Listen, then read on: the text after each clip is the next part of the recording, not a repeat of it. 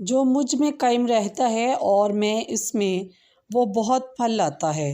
ہمارے لیے آج کے انجیل مقدس بمطابق مقدس یوحنا MC 23 اس کا 15 باب 1 آیت سے لے کر 8 آیت تک۔ حقیقی طاق میں ہوں اور میرا باپ باغبان ہے۔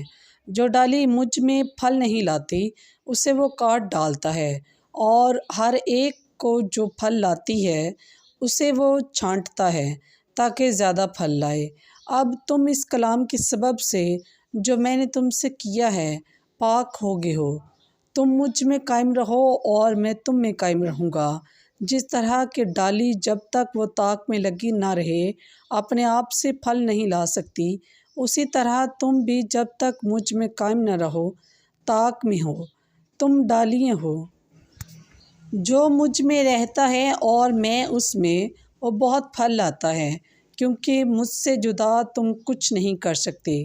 اگر کوئی مجھ میں قائم نہ رہے تو وہ ڈالی کی طرح پھینک دیا جائے گا اور سوکھ جائے گا، اور لوگ انہیں بٹوریں گے اور آگ میں جھونک دیں گے اور وہ جل جائیں گے۔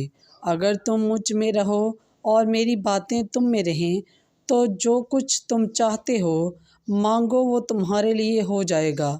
میرے باپ کا جلال اسی سے ہے کہ تم بہت پھل لاؤ۔ جو ہی میرے شاگرد ٹھہرو گے، پس پاک کلام کے پڑھے اور سنے جانے پر خداوند کی خاص برکت ہو۔ خداوند کا شکر ہو۔